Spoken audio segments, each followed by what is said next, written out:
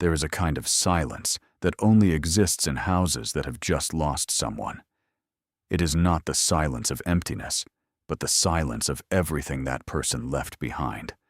The scuff marks on the kitchen floor, the half-used bar of soap hardened in the bathroom dish, the curtains still parted at exactly the angle they preferred. It is a silence that hums and presses, that sits heavy on the chest like a stone you didn't ask to carry, but can't put down. Clara Whitfield had known that kind of silence before. She had known it when her husband left 6 years ago, without a forwarding address, and without a word of explanation to their daughter. She had known it the morning her landlord slid a notice under her apartment door, and she read the numbers on it, and felt the floor tilt beneath her feet. And she had known it working double shifts at the hospice on the east side of town, the particular silence of a hallway at 3 in the morning, when the work of grief was so ordinary it no longer felt like anything at all. But the silence inside her grandfather's home on the afternoon of the estate reading was different from all of those. This silence had teeth. The house sat at the end of a gravel lane that most of the county had forgotten about, a modest, 2-story clapboard structure with a porch that leaned westward, as though it had spent decades trying to escape the shade of the old oak tree beside it. The paint had peeled down to the gray wood underneath in long, curling strips. The shutters on the second floor sat crooked on their hinges. A low stone wall that had once bordered the front garden had partially collapsed into the overgrown grass and Queen Anne's lace that had swallowed whatever garden arrangement had once given the yard any sense of intention. From the outside, it looked like a place the world had stopped bothering with. From the inside, it looked worse. Clara sat in one of the hard-backed chairs that had been arranged in the parlor for the occasion, her hands folded in her lap, her ankles crossed beneath her chair, the way her mother had always told her to sit when something important was being decided. Around her, her family had arranged themselves in their usual formations, the way a tribe takes up its traditional positions before a skirmish. Her Aunt Pamela had claimed the armchair nearest the window, with the authority of someone who considers geography a form of ownership. Her cousins Derek and Michael stood near the back of the room, their arms folded, their expressions performing a boredom that fooled no one. Her Uncle Gerald sat beside the attorney, as though proximity to legal counsel was itself a form of inheritance. And Clara's mother, who had driven 4 hours to be present for this reading, sat 1 seat removed from Clara, with the stiffness of someone who had already decided how today would end, and was simply waiting for the world to catch up. The attorney, a compact and efficient man in a navy suit, spread his papers on the small writing table and cleared his throat with the authority of someone accustomed to managing rooms full of quiet, coiled resentment. Clara had met him only once before, briefly at her grandfather's bedside during the final days, when the old man had been more concerned with making sure the attorney understood what he wanted than with saying goodbye to the assembled family. That memory stung, but Clara had pressed it down and filed it away in the place where she kept the other things she couldn't afford to examine closely. Her grandfather's name had been Edmund Whitfield. He had been 87 years old when the last stroke took him quietly in the night, and he had lived in that house for 54 of those years, having purchased the property in the late 1960s with money that no one in the family could ever adequately account for. He had been, by most measures, an eccentric man. He traveled infrequently and unpredictably. He spoke little about his past and deflected personal questions with a gentle but impenetrable humor. He read constantly, kept peculiar hours, and had filled his home over the decades with an extraordinary accumulation of objects, books, maps, framed prints, worn wooden furniture, leather trunks, glass display cases containing things the family had always considered junk and never thought to look at closely. He had been kind to Clara in ways that none of the rest of the family had bothered to be, particularly during the years when her life had come apart at the seams, and she had always felt, without being able to say precisely why, that she had understood him in some fundamental way that the others had not. So the attorney read the will in the practiced monotone of a man who had delivered news both wonderful and devastating enough times that the difference no longer registered on his face. The house itself would be sold, its proceeds divided among the surviving children. The bank accounts, modest enough to disappoint everyone in the room, would be handled according to a formula that the attorney explained twice, because Pamela interrupted the first explanation with a question that suggested she had not been listening. Various small personal effects had been specifically assigned to specific people. A pocket watch to Gerald, a set of books to Derek, a painting of the coast of somewhere no one could identify to Clara's mother, who accepted this information with the pursed expression of a woman who had expected more. Then the attorney said Clara's name. She sat up slightly, her hands tightening against each other in her lap. The attorney read slowly. He said that Edmund Whitfield had left to his granddaughter, Clara Ann Whitfield, the Armoire. He described it in the language of the will as the large walnut armoire currently standing in the master bedroom, being a piece of furniture of personal significance to the decedent. The room's silence changed texture. Clara was aware of the looks passing between her relatives. She was aware of the almost audible recalibration happening in every corner of the parlor. Pamela turned from the window with an expression that mixed confusion with something closer to scorn. Derek uncrossed his arms and recrossed them tighter. Her mother's face did something complicated that Clara chose not to try to interpret. That the attorney moved on. There were other items. There were other assignments, but Clara barely heard them. She was thinking about the armoire. She had seen it many times over the years, standing in the far corner of her grandfather's bedroom, with a presence that seemed too large for the room, too serious for the clutter around it. It was a massive piece, floor to ceiling, carved from dark walnut that had gone almost black with age. The doors were fitted with tarnished brass pulls. The interior smelled of cedar and something older and harder to name. As a child, she had occasionally opened its doors while playing during visits, running her hands along the hanging rod, feeling the deep cool of the interior against her face. Her grandfather had always known she'd been in it, though she never understood how, and he would find her afterward and sit beside her and tell her, in that quiet and indirect way of his, that some things were better understood slowly, that patience was itself a form of intelligence. She had not understood what he meant then. She was beginning to wonder, sitting in that hard chair surrounded by her family's restrained hostility, if she was about to find out. After the reading concluded, while Gerald was loudly questioning a clause regarding the apportionment of the sale proceeds, and Pamela was asking the attorney to repeat himself for the third time, Clara excused herself quietly and climbed the narrow staircase to the master bedroom. The room was dim and smelled of old wood and the particular staleness of a space that had not been aired out in some time. The curtains were drawn, the bed had been stripped, and there, like in the corner by the window, was the armoire. It stood exactly as she remembered, exactly as it had always stood, dark and vast and somehow immovable looking, as though it had been built in place rather than carried in. The carving across the top was an intricate scrollwork that she had never examined closely enough to understand. The brass pulls on the doors had gone green at their edges with oxidation.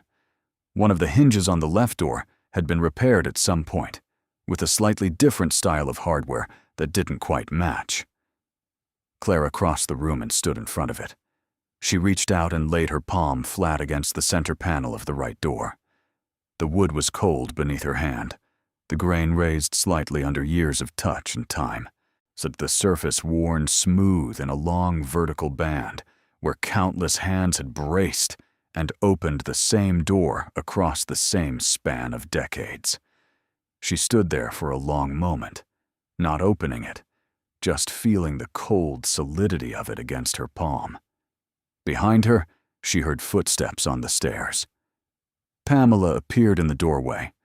She looked at Clara, then at the armoire, and her expression settled into the particular configuration of mild disdain that she deployed most often when she wanted someone to feel small, without going to the trouble of choosing specific words to do the work. "Well," Pamela said, "he gave you the furniture." Clara didn't turn around. "It's a beautiful piece," Clara said. Pamela made a sound that was not quite a laugh. "It's an old wardrobe," she said. "It's probably full of moths." She paused, and Clara heard her shift her weight in the doorway. "You could have gotten something useful.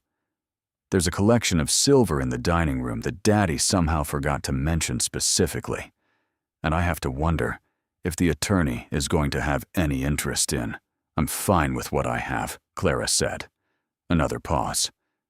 "Well," Pamela said with finality, "you always were easily satisfied." And then she left. Clara kept her hand on the armoire's door for a moment longer.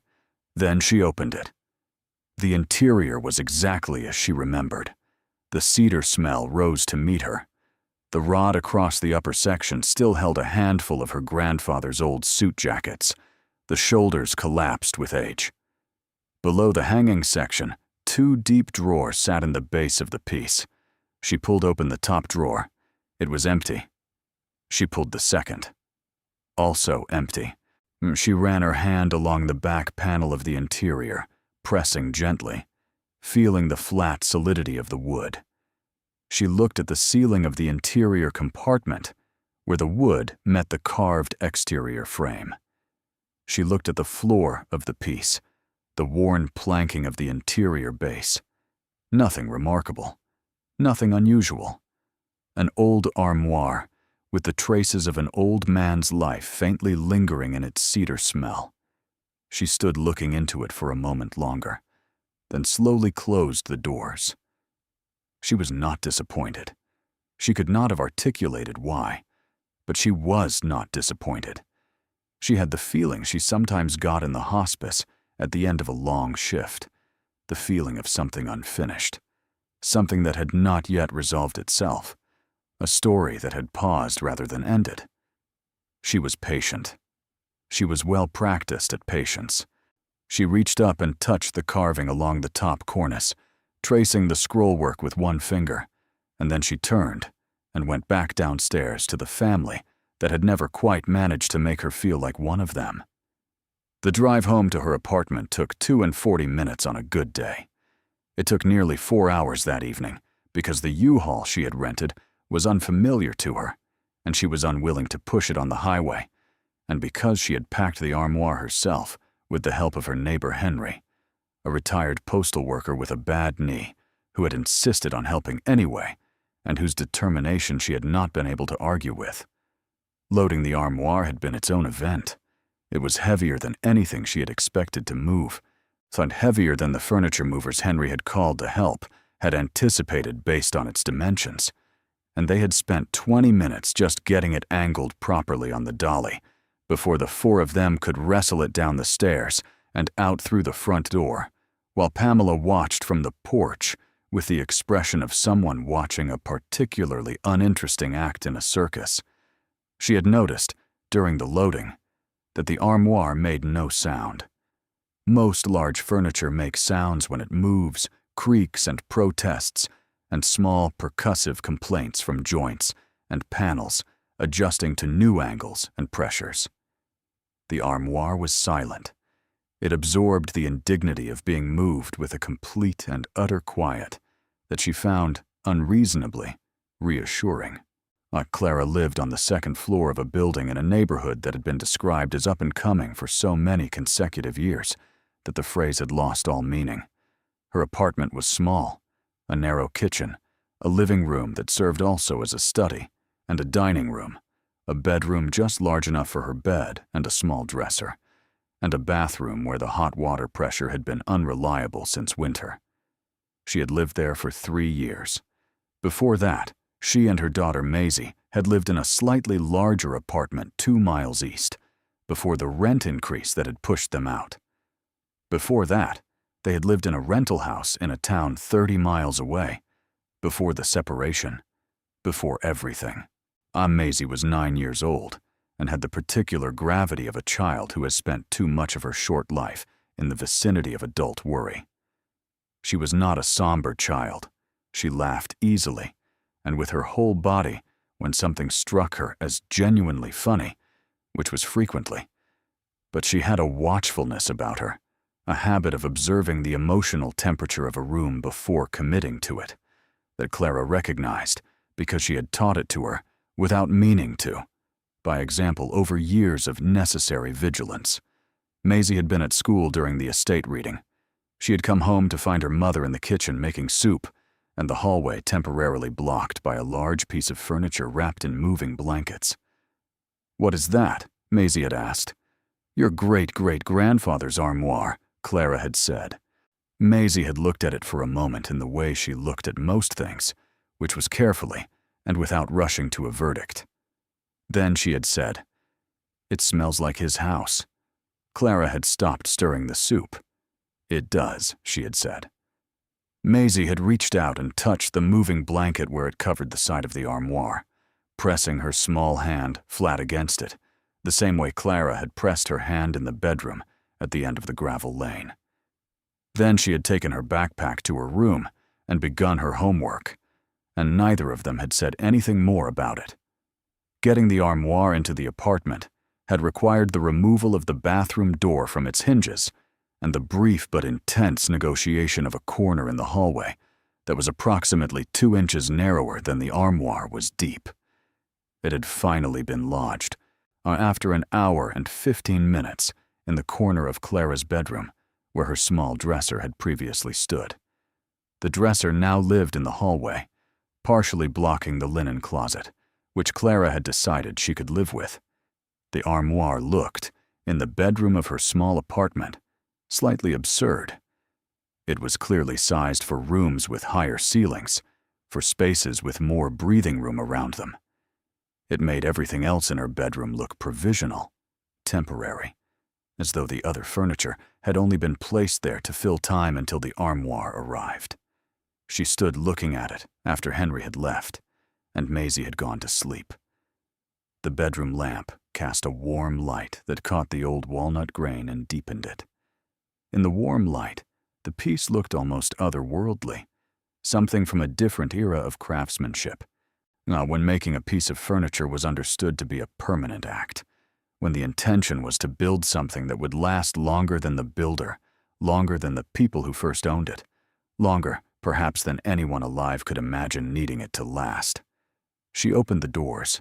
The cedar smell again, immediate and specific. She reached in and ran her hands along the back panel, the side panels, the top and floor of the interior, the same way she had done in her grandfather's bedroom. Everything solid, everything precisely and densely constructed. She looked at the base drawers again, pulled them fully out this time, leaning them against the side of the armoire and looking at the interior of the drawer space. The wood of the drawer cavities was smooth and dark, the same dark walnut as the rest, without a gap or seam that her eye could catch. She put the drawers back. She stood looking at the armoire for another minute. Then she turned off the lamp and got into bed. She lay in the dark with the armoire at the foot of her vision, its silhouette massive and patient in the streetlight that came through the gap in the curtains, and she thought about her grandfather and about the things he had never quite said plainly. She thought about the way he used to sit across from her at his kitchen table on her visits, wrapping both hands around his coffee mug, and watching her with the clear, steady attention of someone who was listening, not just to what she said, but to what she had not yet found the words for. He had known she was struggling. He had always known, without her having to explain it, the particular and persistent difficulty of her life. He had never offered unsolicited advice or empty reassurance. He had offered instead the thing most rare and most useful: the sense of being seen without being judged, witnessed without being evaluated, known without being analyzed. She had loved him more than she had been able to tell him. She had assumed, the way people do, that there would be more time to say the things she meant. She fell asleep thinking about the scrollwork along the top cornice of the armoire, the intricate carving she had never examined closely enough to read, if reading was even the right word for what such a carving might require. The following week was ordinary in the way that Clara's weeks generally were, which is to say it was demanding and full, and gave her very little room to think. She worked 3 morning shifts at the hospice, attended a parent-teacher conference for Maisie, in which Maisie's teacher said the things teachers always said about Maisie, that she was bright and precise and a bit too self-contained for a child her age. And she got her car into the repair shop for the noise the transmission had been making, that she had been choosing not to know more about. The repair shop told her the specific and expensive name of the problem, and she spent 40 minutes in the waiting room doing the arithmetic in her head, moving numbers around the way she was always moving numbers, trying to make a configuration that worked, that came out to something that looked like stability. It was during that 40 minutes in the waiting room, sitting on a plastic chair beneath a fluorescent light, while daytime television played on a mounted screen in the corner, that she took out her phone and typed her grandfather's name into the search bar. Edmund Whitfield. The results were sparse. An obituary she had already read. A mention in a county historical society newsletter from 2009 regarding a donation of maps. A brief note in a university archive finding aid that she clicked on without fully understanding what she was looking for. She stared at that last result for a long moment. The finding aid described a collection of correspondence and documents donated by one Edmund Whitfield of this county, described as a retired dealer in historical documents and manuscript materials, active from approximately 1958 to 1984. The collection, the finding aid said, remained partially unprocessed. Clara read that twice. Then she sat back in the plastic chair and looked at the television screen without seeing it. Retired dealer in historical documents and manuscript materials. She had known her grandfather dealt in antiques, in a vague and general sense, the way family members often understand a relative's profession, without ever having asked its precise dimensions. She had known he traveled sometimes for his work in the earlier decades of his life, before she was born, before her mother was fully grown.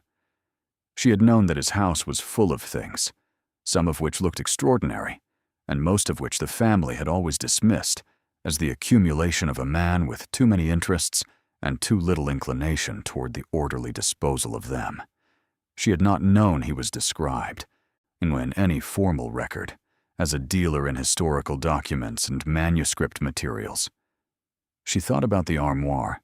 She thought about the way it had been listed in the will with the particular phrase of personal significance to the decedent. Not sentimental value, not monetary value. Personal significance. She thought about the weight of it, which still surprised her when she tried to account for it physically. Solid walnut was heavy, yes, but the furniture movers had commented on it, exchanged glances over it, recalculated it with their hands and arms in a way that suggested even they found it excessive. The mechanic came out and told her the car would be ready by 4 o'clock, and she thanked him and put her phone away and sat with the knowledge quietly until it settled. That evening, after Maisie had finished her homework and had her bath and was reading in bed, Clara went to her bedroom and stood in front of the armoire and opened both doors wide. She looked at the interior with the different attention of someone who now understands they may not have been looking at the right things. She examined the back panel more carefully this time, running her fingers along its edges, pressing at intervals, testing for any give, any variation in density. The panel was perfectly uniform. She examined the ceiling of the interior compartment the same way. Perfectly uniform. She ran her hands along the side panels, pressing every few inches from top to bottom. Perfectly uniform.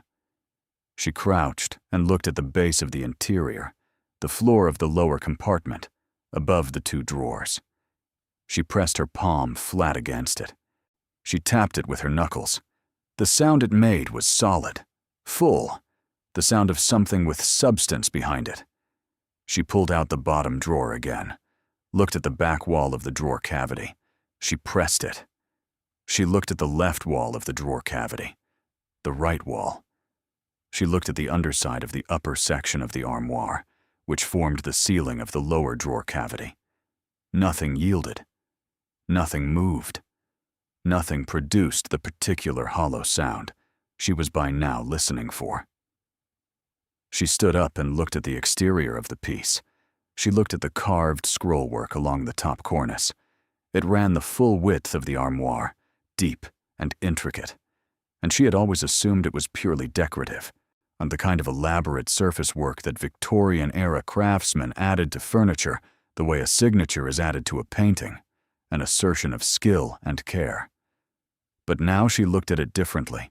She looked at it as someone who has been told, however obliquely, and however much time has passed since the telling, that patience is itself a form of intelligence.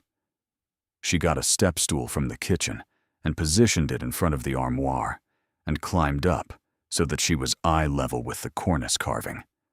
This close, the scrollwork resolved itself into something more complex than she had understood. The carved forms were not simply abstract. They had a structure, a logic. There were repeated elements, shapes that appeared and reappeared at intervals.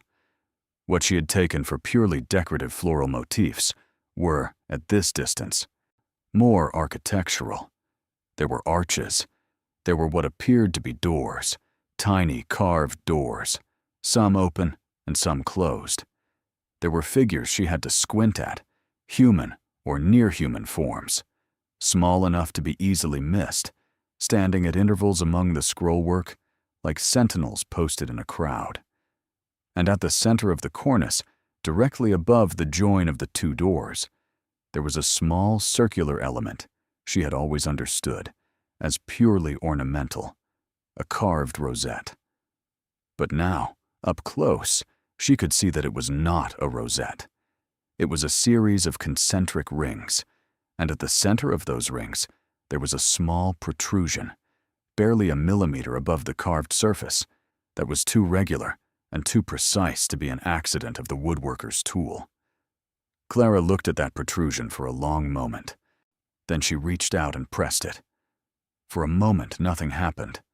She pressed harder, using the pad of her thumb, applying sustained pressure rather than a sharp push. And then something shifted. Not loudly, not dramatically, not with any of the theatrical clunks and groans that the moment seemed to want. Just a small, quiet, deeply internal click, like the sound of something locking that has for a long time been unlocked, or the sound of something unlocking that has for a long time been locked. It was the sound of an intention being fulfilled after a very long interval. Nothing visibly changed. The doors of the armoire remained open. The interior looked exactly as it had. But under her hands, on the surface of the upper cornice panel, she felt a faint seam that had not been perceptible before, and a line running across the full width of the piece at the height of the upper compartment's ceiling, which was also the floor of the cornice section. She pressed along the seam with her fingertips. The panel did not move. She pressed harder. She tried sliding, pushing in different directions, applying pressure at one end and then the other. Then she put both palms flat on the surface, positioned her weight, and pushed upward. The panel rose. It did not rise far, perhaps 2 inches, and it didn't rise freely. It rose with the slow, deliberate resistance of something designed to be opened only by someone who knew precisely what they were doing, or someone who had the patience to discover it. Clara stopped with it raised 2 inches, breathing carefully. The way you breathe when something you were not certain was real reveals itself to be real. She held it there. Then she slid it backward, and the panel, the false ceiling of the interior upper compartment, the secret ceiling, slid back along hidden grooves with a smoothness that spoke of extraordinary craftsmanship, the kind of mechanism designed and executed by someone who considered concealment an art. The space it revealed was shallow, perhaps 4 inches of depth between the false ceiling and the true ceiling of the armoire's upper compartment. It ran the full width and depth of the piece. It was lined with cedar, like the rest, and it was not empty. Clara stood on the step stool, with her hands braced on the open cornice, and looked into the shallow space. Her heart was doing something she did not try to name, for a rhythm that was not quite steady and not quite loud, but was impossible to ignore. The light in her bedroom was behind her, and the space above the false ceiling was in shadow, and she could see shapes, but not details. She went and got her phone from the nightstand and turned on the flashlight. The space held 3 things. The first was a leather folio, flat and rectangular, tied shut with a length of cotton tape that had gone the color of old cream. The second was a small wooden box, roughly the size of a hardback book, fitted with a simple brass clasp. The third was an envelope, plain, sealed, with her name written on it in her grandfather's handwriting. Her name, Clara. In his handwriting. She stood looking at it for a very long moment. Outside, the neighborhood made its ordinary nighttime sounds. A car passing, and then someone's music from another floor, the distant punctuation of a siren somewhere to the south. And in the bedroom of her small apartment, in the light of her phone's flashlight, Clara Whitfield looked at an envelope with her name on it, written in the hand of a man who had been gone for 2 months. And she understood with a completeness that she could not have explained, and did not need to, that he had been waiting for her to find it. Not if she found it. When? She had to set the phone down to be able to breathe properly for a moment. She sat on the edge of her bed and put her hands in her lap and looked at the armoire with its doors open and its false ceiling slid back and the 3 items waiting in the shallow cedar space above it. The armoire looked different now. It looked, she thought, like something that had been holding its breath for a very long time and had now been given permission to exhale. She reached in and picked up the envelope first. It was light.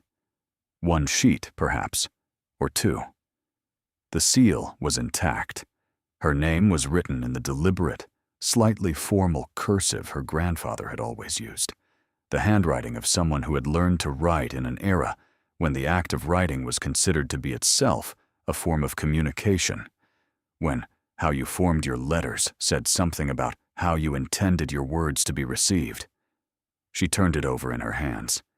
She did not open it yet. Instead, she reached back in and lifted the leather folio.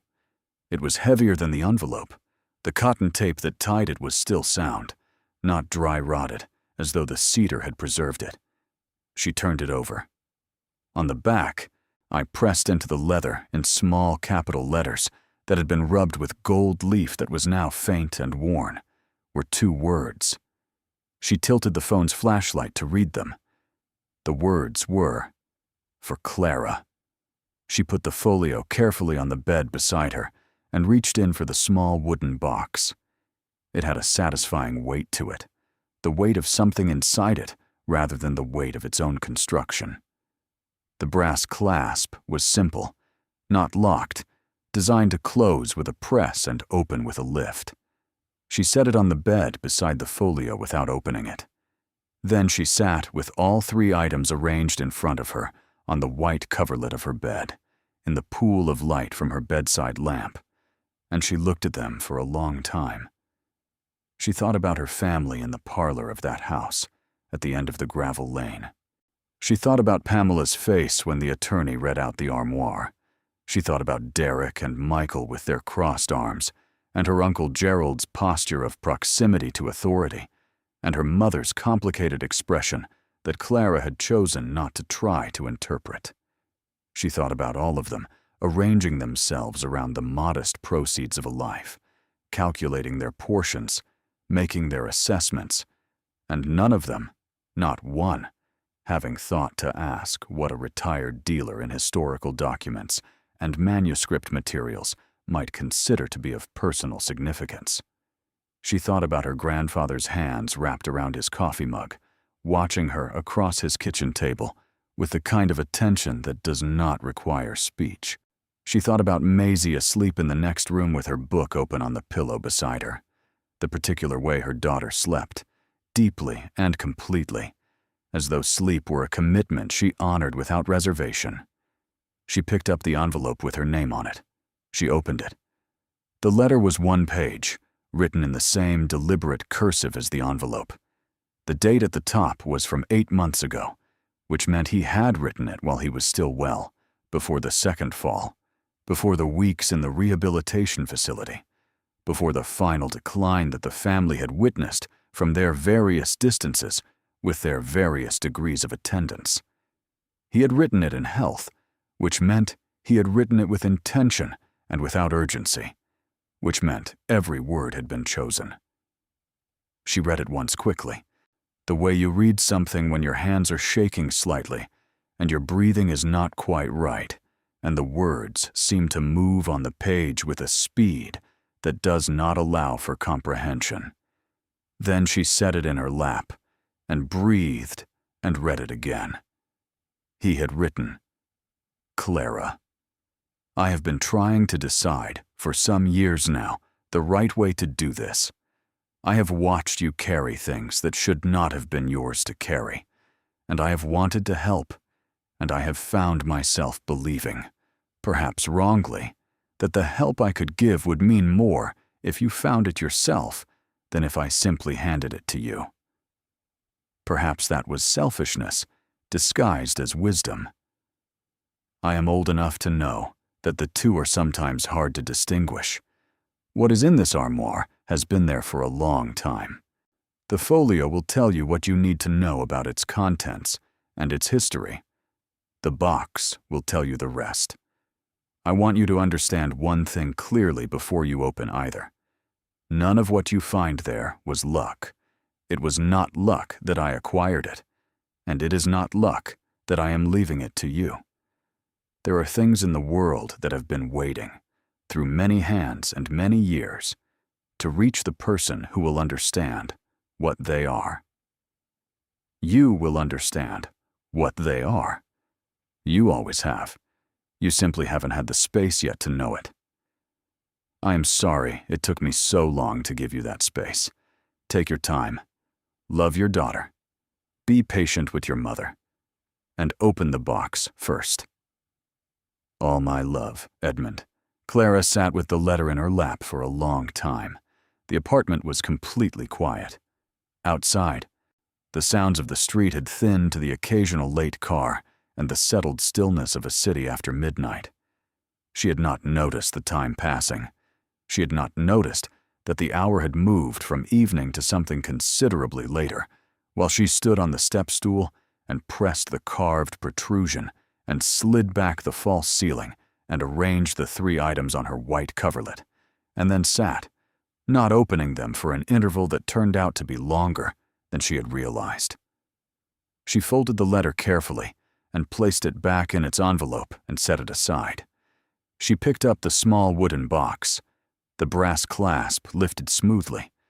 The lid opened with the same quiet precision as the armoire's hidden mechanism, as though the same hands had built both. Inside the box, nested in folds of dark blue velvet that had kept its color despite the years, were coins. Not many, perhaps 30 or 40, arranged in rows with the care of someone who understood their value and wanted them to remain undamaged. They were gold. That much was immediately apparent. The color was unmistakable, that particular warm depth that photographs do not accurately capture, that you only fully understand when you are in proximity to the actual thing. They were different sizes, different thicknesses, and even from here, even without any particular numismatic knowledge, she could see that they were old. The edges were hand-milled. The faces bore profiles and inscriptions that were not in English, some in what appeared to be Latin, some in scripts she could not name. The one on top, in the center of the velvet arrangement, was larger than the others and bore on one face the profile of a man in a laurel wreath, and on the other, an eagle with extended wings that reminded her, imprecisely but undeniably, of something she had seen on a coin in a glass case in a museum she had visited years ago with Maisie, a Roman coin in a Roman history exhibit, one of the items behind glass that Maisie had pressed her nose against and asked if they were real. They had been real. So had this. Clara closed the box. She did not open the folio that night. She had absorbed as much as she could absorb for one evening, and she was the kind of person who understood the difference between receiving information and being able to hold it, use it, make something of it. She placed the box and the folio on the top shelf of her closet with the letter tucked inside the folio's cotton tape, and she closed the closet door, and she stood in the center of her bedroom for a moment, looking at the armoire with both its doors still open, the false ceiling still slid back, the cedar-lined hollow space now empty. She thought, he knew. All those years, he knew what was in there. He sat across from her at his kitchen table and watched her carry everything she was carrying, and he knew that above the false ceiling of the armoire, there were 30 or 40 gold coins in dark blue velvet, and a leather folio he had described only as telling her what she needed to know, and a letter with her name on it. He had known, and he had waited, and she had not known to ask. She closed the armoire doors. The brass pulls were cold under her fingers, and she held them for a moment before releasing them. Tomorrow, she would read the folio. Or tomorrow, she would know more. For now, standing in her small bedroom with her daughter asleep in the next room, and the city quiet outside, and the armoire back in its composed and patient silence, she allowed herself the thing she rarely allowed herself. She allowed herself to feel, however tentatively, however carefully, the faint and terrifying and absolutely specific sensation of a door beginning to open. Not the armoire's door. Something larger. Something she didn't yet have the words for, but that she was beginning to understand she had been waiting for, in her particular and practiced way, for a very long time.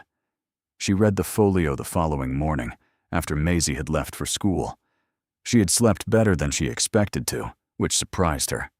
She had half anticipated lying awake in the particular way she lay awake, when something enormous was pressing against the inside of her chest, but instead, she had fallen into a deep and dreamless sleep almost immediately, and woken before her alarm with a clarity of mind that she associated with the mornings after important decisions have been made, even when the decision was not hers, and the importance of it had not yet fully declared itself.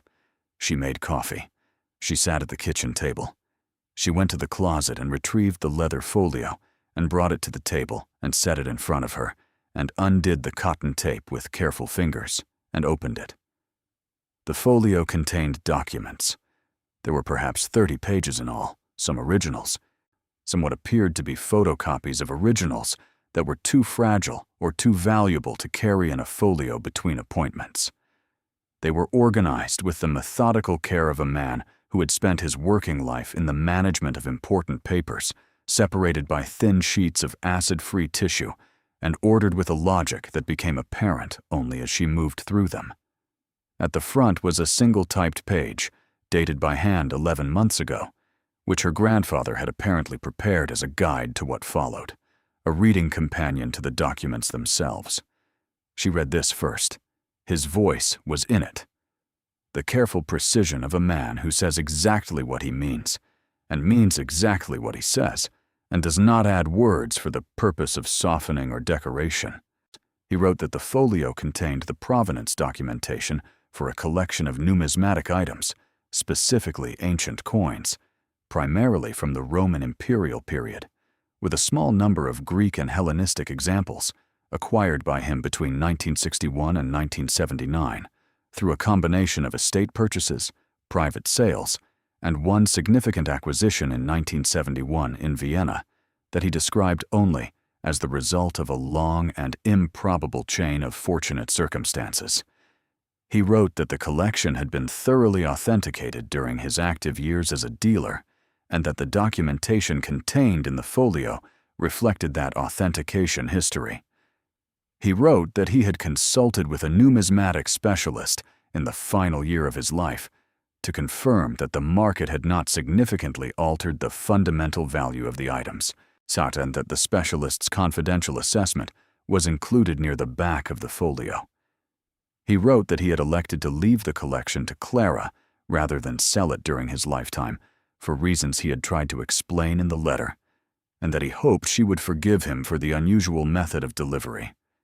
He wrote at the bottom of the page that she should read everything carefully before contacting anyone, that she should take as much time as she needed, and that she should not be hurried by anyone into any decision. That last sentence was underlined, not for emphasis, she understood, for warning. She turned to the documents. The first several pages were what appeared to be original purchase receipts and acquisition records, typed on the letterhead of various dealers and auction houses, on some in English and some in German, and one in French that she labored through with the imperfect French she had studied for 2 years in college. They documented the individual purchases of coins over the span of nearly 2 decades, specific pieces acquired at specific prices from specific sources, with descriptions that used terminology she did not yet understand, but that she read carefully and completely, tracking the pattern of her grandfather's acquisitions, the way you track the pattern of a life, looking for the shape of what he had been doing. He had been patient. That was the first thing she understood. He had not bought rapidly or all at once.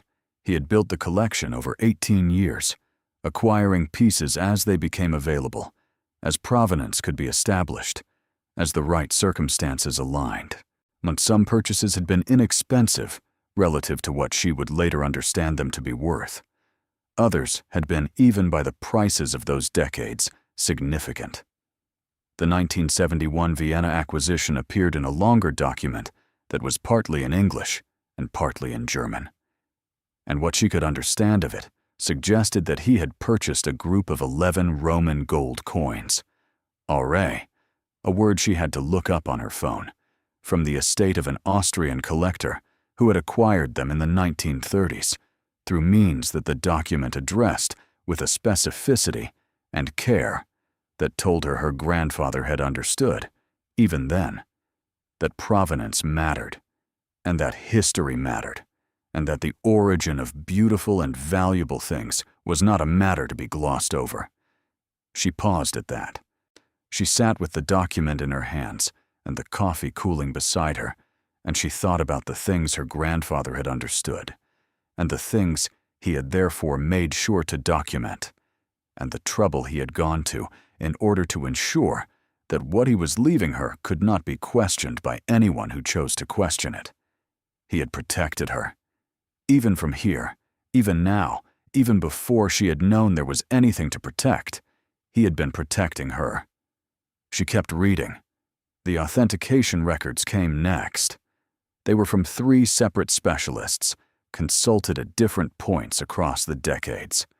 A numismatist at a university whose letterhead bore a crest she recognized. A dealer in ancient coins based in London, whose opinion, the accompanying letter noted, was considered authoritative in the field. And a third specialist, a woman whose firm was based in New York, who had examined the collection in 1988 and produced a 15-page report that was the most detailed document in the folio. Clara read all 3. She did not understand all of the technical language. She understood the conclusions. The coins were genuine. Each of the three specialists confirmed this independently, with specific reference to metallurgical composition, dye characteristics, wear patterns consistent with age and circulation, and provenance chains that could be traced. There was not a single document in the folio that expressed any doubt about the authenticity of any piece.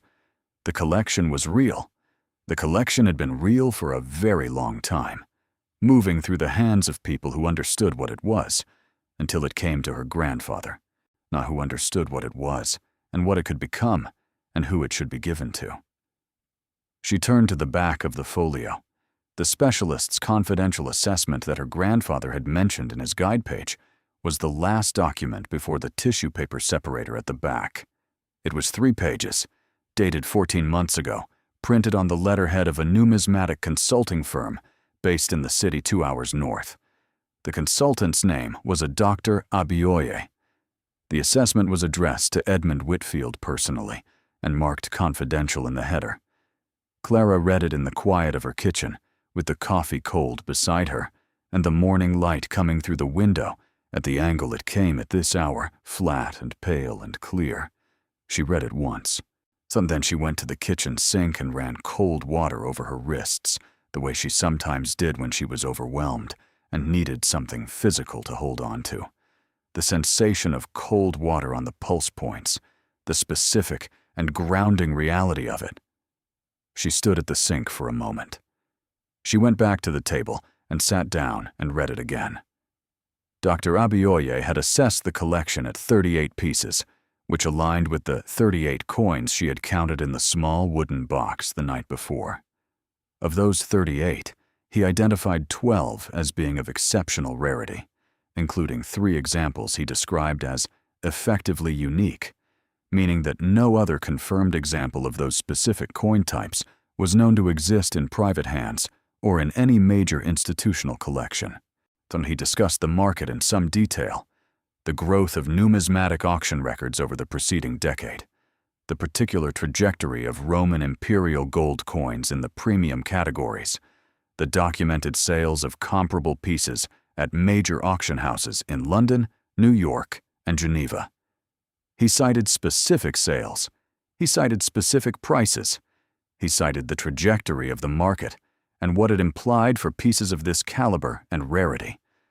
At the bottom of the 3rd page, he gave a figure. It was a conservative estimate, he wrote, reflecting current market conditions and assuming a properly managed sale through an appropriate venue. It was, he wrote, not a ceiling, but a floor.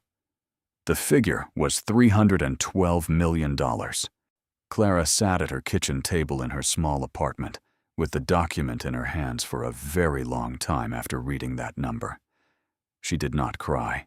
She did not make any sound at all.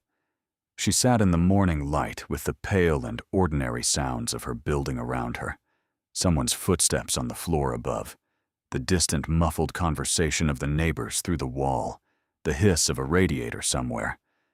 And she looked at the number, and she held it in her mind, the way you hold something fragile that you are not yet certain is real, carefully, without moving, without breathing too hard, as though too much pressure from any direction might shatter it.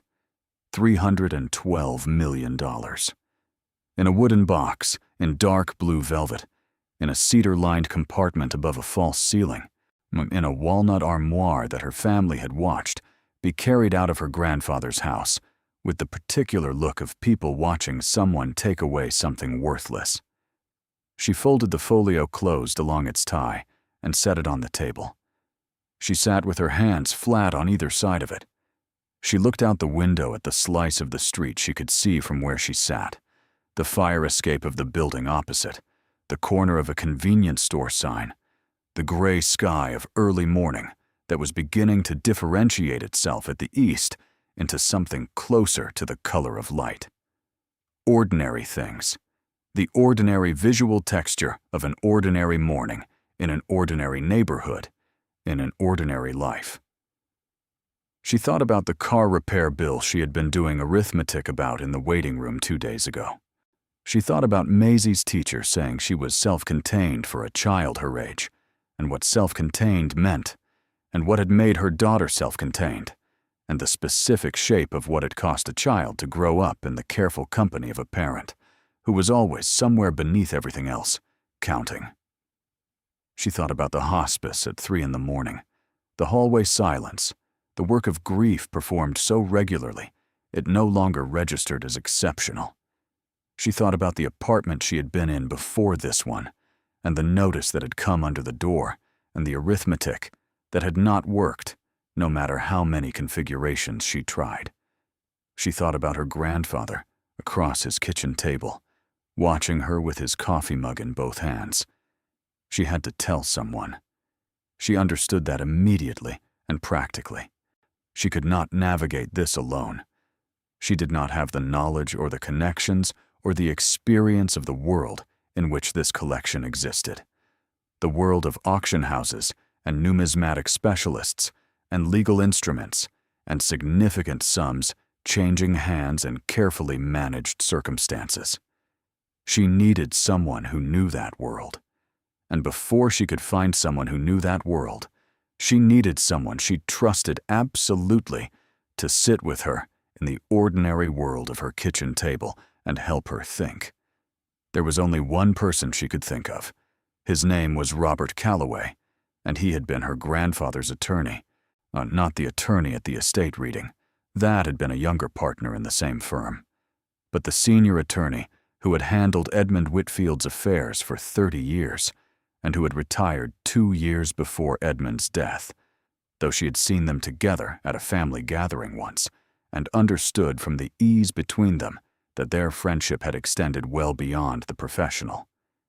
She had his number because her grandfather had given it to her years ago, unprompted, during one of their kitchen table conversations, and said simply that if she ever needed someone who knew what he knew, she could call Robert Calloway. She had kept the number in the back of her address book without ever using it, the way you keep a certain kind of information, well, not because you need it yet, but because you understand that something has been communicated in the giving of it. She called him that afternoon from the parking lot of the pharmacy where she had stopped on the way home from her shift, sitting in her car with the windows fogged from the cold. He answered on the 3rd ring, and when she said her name and said that she was Edmund's granddaughter, there was a brief pause on his end that contained something she could not name from a phone call, but that felt like recognition, like someone who has been expecting a particular call for some time and is not surprised that it has finally come. He said he was glad she had called. He said she should come to his office. He said he would make himself available at whatever time worked for her. She met him 2 days later, on a Tuesday afternoon, while Maisie was at school.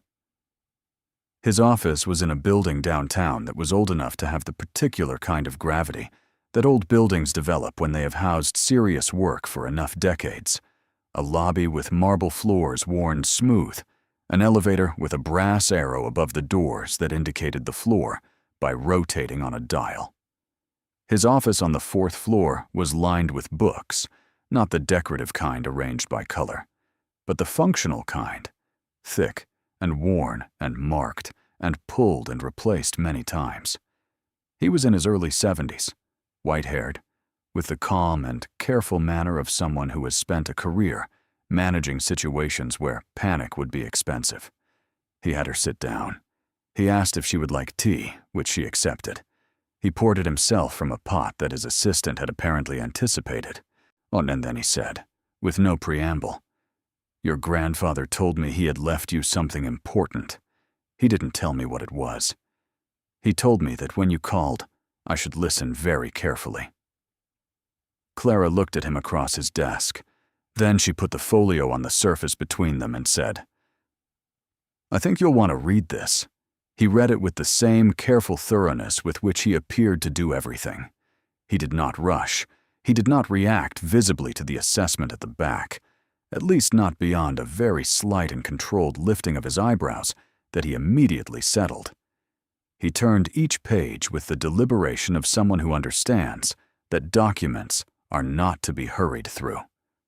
When he finished, he closed the folio and sat back in his chair, and looked at the ceiling for a moment, and then he looked at Clara. He said, "Has anyone else seen this?" "No," she said. "Has anyone else seen the coins?" "No." "Does anyone else know the armoire contained a hidden compartment?" "No." He nodded slowly. He picked up his tea, took a sip, set it down. He said, "Your grandfather was a careful man." "The most careful man I ever knew," Clara said. He was quiet for a moment. Then he said, "There are several things we need to do in a specific order, and some of them are time-sensitive, and some of them are not. And part of what I can do for you is help you understand the difference. The first thing is that we need a current authentication. Dr. Abioye's assessment is recent enough to be credible, but for a transaction of this magnitude, an auction house will want their own specialist, and we should have an independent one as well before we approach anyone.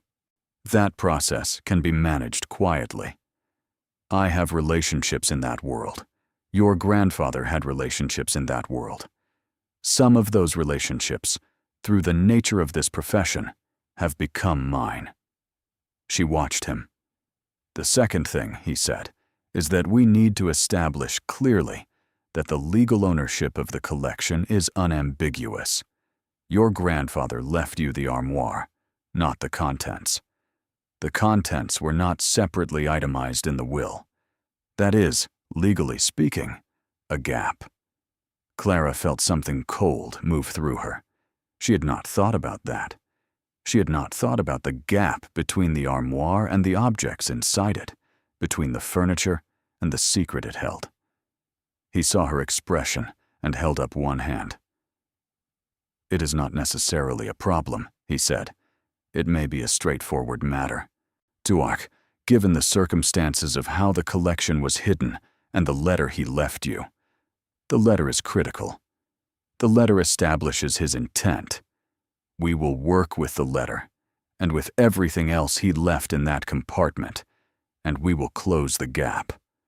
But I want you to understand the landscape before we begin, and I want you to understand this in particular. Do not tell your family. Not yet. Not until we have established the legal picture fully and have a clear sense of the path forward." She understood, without needing him to explain further, why he was saying this. She thought about Pamela's face. She thought about Gerald, positioned beside the attorney at the estate, reading as though proximity to legal counsel was its own form of claim. She thought about the way the family had watched the armoire being carried out of the house, and the look of people watching something be taken that they were quite certain was worthless, and how that look would transform if they understood what had been inside it all along. She said, "How long will the authentication take?" "Several weeks," he said. "Possibly a month. These things cannot be rushed without affecting the credibility of the process, and the credibility of the process is, in a transaction of this size, everything." "And the legal question?" He looked at her steadily. "I believe we can resolve it," he said. "Your grandfather was not careless. He left a letter with your name on it, in a hidden compartment, inside an item he specifically left to you. That is not the action of a man who had forgotten something or made an oversight. That is the action of a man who was constructing a document trail. He understood what he was doing." She thought about the underlined sentence at the bottom of his guide page in the folio. "Do not be hurried by anyone into any decision." She thought about the patience he had modeled across their entire relationship, the slow, deliberate construction of a thing meant to last. She said, "He was always building something." Calloway smiled, briefly, and with what looked like genuine warmth. "He was," he said. "I watched him do it for 30 years. He said, once, that the most valuable thing a person could do for someone they loved was create circumstances in which that person could find their own strength, rather than simply handing them what they needed. He said handing people things was easier. Creating circumstances required patience." Clara looked at her hands on the table for a moment. Then she looked up. I want to do this carefully, she said. Then you will, he said, and I'll help you. He stood, which she understood as the indication that the meeting was concluded for now. He walked her to the elevator and held the door with his hand while she stepped in. And then he said, before the door closed, Clara, your grandfather was proud of you. He said it to me more than once. He used the word proud quite deliberately, not in the way people use it loosely. I thought you should know that. The elevator door closed. She stood in it alone as it descended, and the brass arrow on the dial above the door rotated slowly from 4 to 3 to 2 to 1. And when the doors opened onto the marble lobby, she stood in it for a moment before walking out into the cold air of the afternoon. The authentication process began the following week, so Calloway arranged it through a specialist he introduced as Marcus Venn, a numismatist who worked primarily as a consultant to major auction houses and who had, Calloway explained, handled several significant Roman collections over his 30-year career, and whose reputation in the field was, in Calloway's careful phrasing, irreplaceable. Venn came to Calloway's office on a Thursday morning. Clara brought the wooden box. She set it on the table in the conference room and opened it and slid it across to him, and then sat back and watched him look at it. He was a small man with a precise quality to his movements and the particular stillness of someone whose professional life has trained him to receive information from objects rather than people. He looked at the coins without touching them for what felt like a very long time.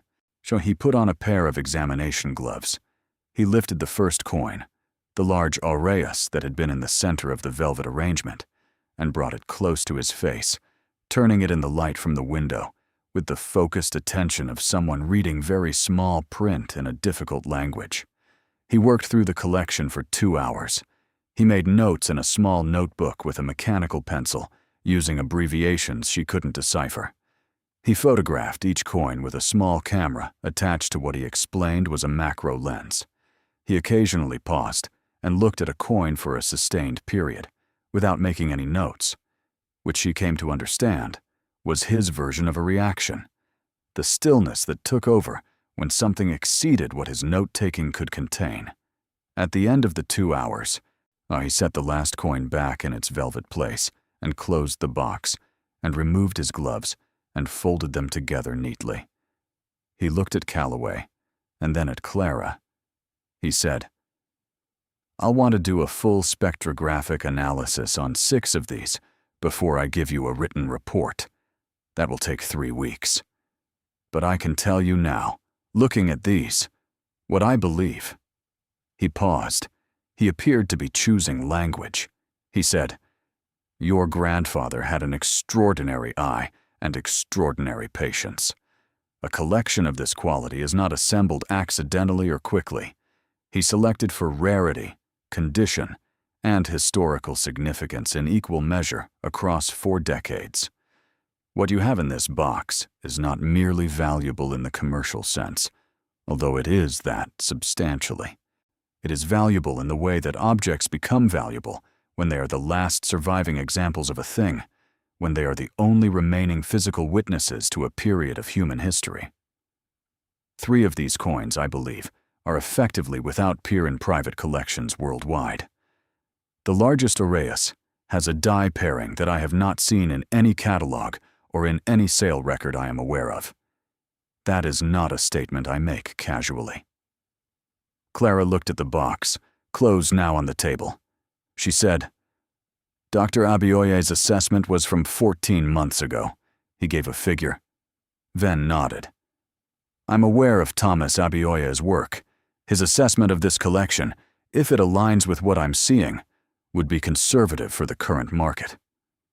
Premium ancient coins at this level have had a significant appreciation period over the last 18 months. The particular category of Roman gold in this condition and rarity class has attracted new institutional attention. He looked at her directly. I think you should be prepared for a number that is larger than what you've seen. The room was quiet for a moment. Clara said, How much larger? He considered. Conservatively managed, through the right venue, with the right timing. I would say the number you've seen should be understood as a starting point rather than an end point. She held this without reacting. She had become, over the past 10 days, practiced at the specific discipline of receiving large and incomprehensible information without letting her face do what it wanted to do. She had been trained for this her whole life, she understood, and by all the years of receiving difficult news in a context where reacting to it freely was a luxury she could not afford. The hospice had taught her this, and the separation had taught her this, and every notice slipped under every door had taught her this. The discipline of continuing to function while something enormous was reorganizing itself inside you. She had not known until now that the discipline had been, among other things, a preparation. She thanked him. Calloway walked him out. When Calloway returned to the conference room, Clara was still sitting at the table with the wooden box in front of her, her hands folded in her lap. Calloway sat across from her. He said, "Are you all right?" She considered the question genuinely, the way she considered most things. She said, "I don't know what I am yet. I think I need some time to understand what I am." He nodded. He said, "Take it. We have time. The legal question is progressing. The authentication will take 3 weeks. Nothing needs to be decided today, or this week, or next week." She said. He knew. He sat across from me in his kitchen for years, and he knew what was in that armoire. He let me carry things that this could have helped with, and he waited. Calloway was quiet for a moment. Then he said, carefully, "I think he believed that giving you this when you needed it was different from giving you this when you were ready for it. I think he watched you, over many years, and waited until he was certain you would know what to do with it. Not the coins, the circumstances they create, the decisions they require, the person you'd need to be to manage what comes after the discovery." She looked at him. He said, "He told me once, when we were talking about his own life, that the people who received windfalls unprepared were often harmed by them. That sudden transformation without the internal infrastructure to hold it was as dangerous as deprivation. He said the goal was not to give you money. The goal was to give you the right money at the right time, in the right way." Clara sat with this. She said, "How do you know he wasn't wrong about the timing?" Calloway smiled again, that brief and genuine expression. He said, "Because you're sitting here asking the right questions instead of asking me how quickly this can be liquidated." She took the box home that evening. She put it back in the closet on the top shelf, beside the folio. She stood in the closet doorway for a moment, looking at them. Then she went to the kitchen to start dinner, and when Maisie came home, she was at the stove with the ordinary sounds of the kitchen around her, and Maisie dropped her backpack in the hall and came to the kitchen doorway and said, without preamble, in the way Maisie said most things, "Mom, you look different." Clara turned from the stove. She looked at her daughter, this 9-year-old with her watchful eyes and her careful way of entering a room, the self-containment that her teacher worried about, and that Clara understood as something else entirely, a kind of intelligence that looked like withholding, but was really the careful collection of information before committing to an interpretation. Clara said, "Do I?" Maisie came fully into the kitchen and pulled out her chair and sat at the table in her usual position, elbows on the table, con chin resting on her folded hands. She studied her mother with the frank attention she brought to most subjects. Then she said, "You look like when you figured out the math and it worked." Clara turned back to the stove. "The math," she said. "Yeah," Maisie said, "like when the numbers were okay." Clara stood at the stove and stirred what was in the pot and thought about this, about being so transparent to her daughter that a 9-year-old could read the resolution of long-standing arithmetic on her face. She thought about all the nights she had sat at this table moving numbers around, with Maisie doing homework across from her, two people working in parallel on the specific and unending problem of making things add up. She thought about what it had cost them both, the years of that particular arithmetic, on the specific gravity of a life lived always slightly below what the numbers needed to be. She said, "The math is okay, Mace." Maisie was quiet for a moment. Then she said, very matter-of-factly, "Is it because of the armoire?" Clara turned and looked at her daughter. Maisie shrugged, the small shrug of a child who has noticed something she wasn't supposed to and is acknowledging it without apology. She said, "Great-great-grandpa always loved you best. Everybody knew. I figured he probably left you something actually good." Clara stood looking at her daughter for a long moment. The pot on the stove made its sounds. The kitchen light was warm and steady. Outside, the ordinary street went about its ordinary business, unaware that in this small kitchen, in this small apartment, on something enormous and irreversible and entirely quiet, was in the process of becoming real. She said, "Come here." Maisie came. Clara pulled her daughter into the kind of hug that is not about immediate comfort, but about something longer, something that encompasses more time than the present moment, that reaches backward into all the difficulty and forward into something the hugger can only dimly perceive, but is beginning, for the first time in a long time, to be able to imagine. Maisie, who understood her mother's hugs the way she understood most things, held on with both arms and said nothing, and that was exactly right. 3 weeks later, Marcus Venn delivered his written report.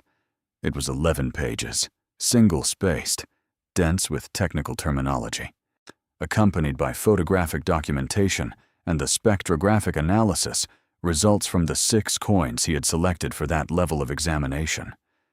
Clara read it at Calloway's conference room table with Calloway beside her, and Calloway read it with the same careful pace he brought to all documents, and neither of them spoke until they had both finished.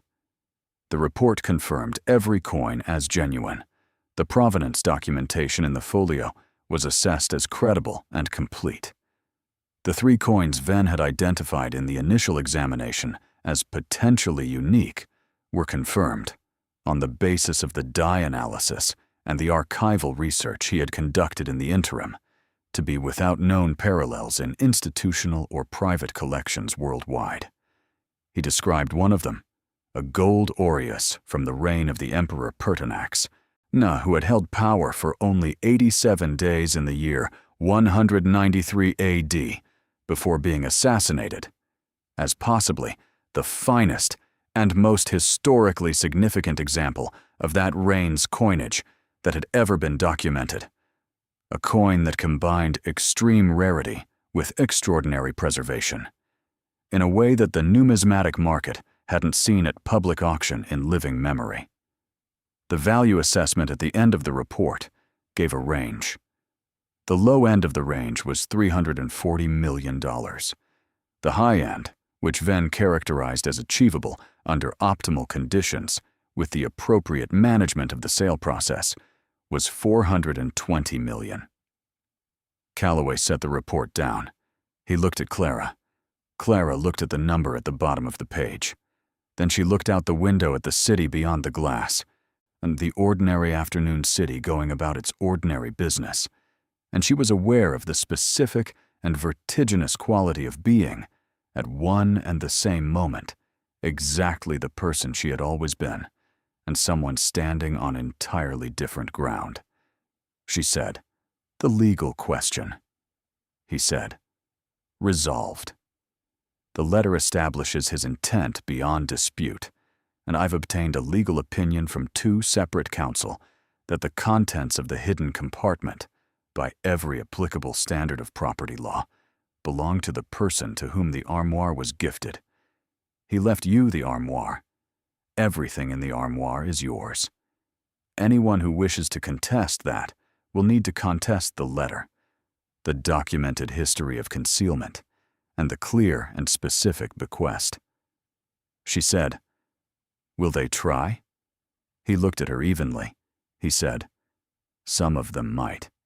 When this becomes known, and it will become known, people who believed they received less than they deserved will look for grounds to claim more. That is the nature of families and inheritances. We will be prepared for it." She said, "When will it become known?"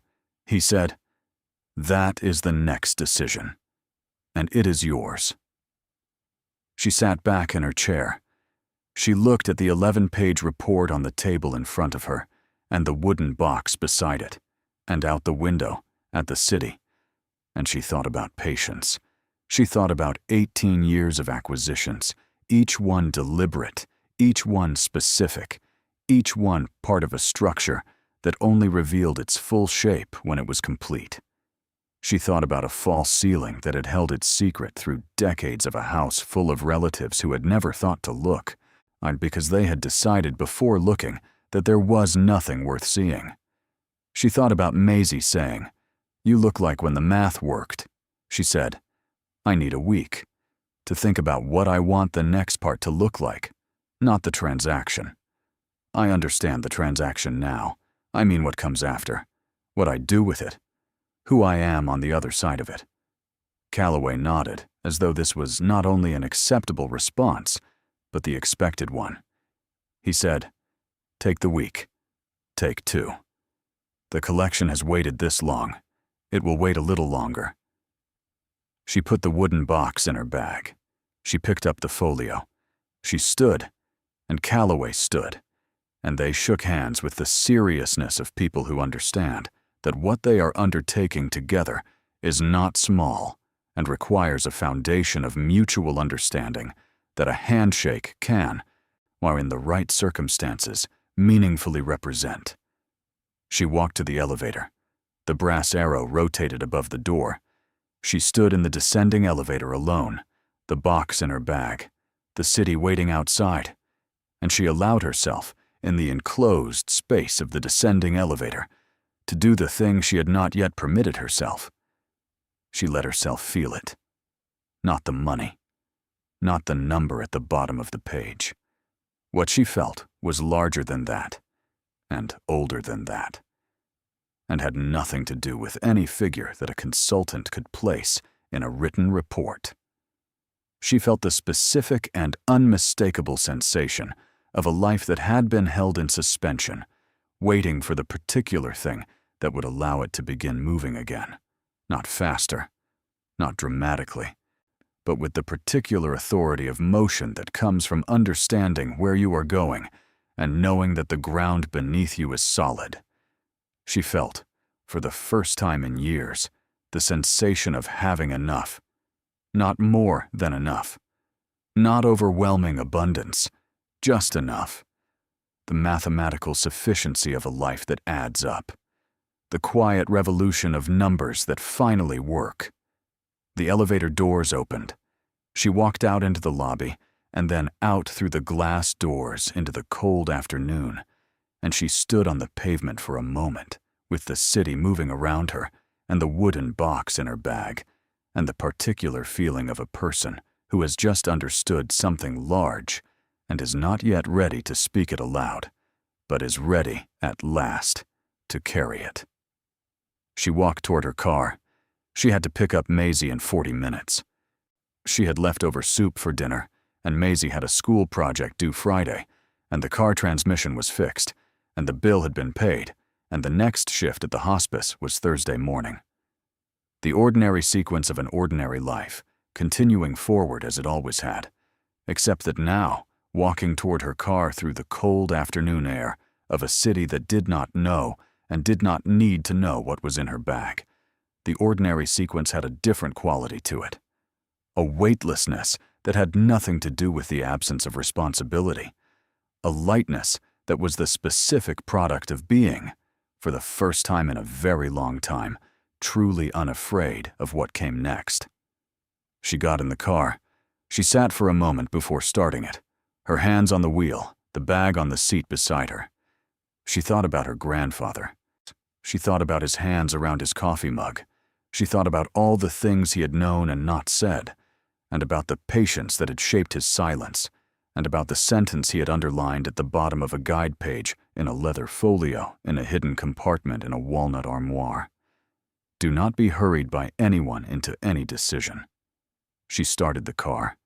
She pulled out of the parking space and merged into the slow current of the afternoon traffic and drove toward her daughter's school, carrying $340 million in a wooden box in a canvas bag on the passenger seat, thinking about soup, thinking about a school project, thinking about the entirely ordinary magnificence of a life about to become unrecognizable to everyone who had decided, long ago, that it was already fully understood.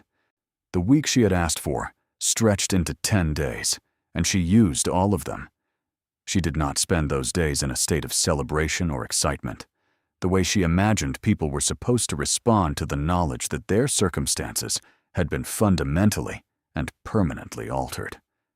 She spent them in a state of focused and deliberate thinking that she had always been good at, but had rarely been given the conditions to practice at this depth, because the kind of thinking she was doing now required a particular quality of interior stillness that was difficult to access when you were simultaneously tracking a transmission repair bill and a school supply list and a Thursday morning shift schedule.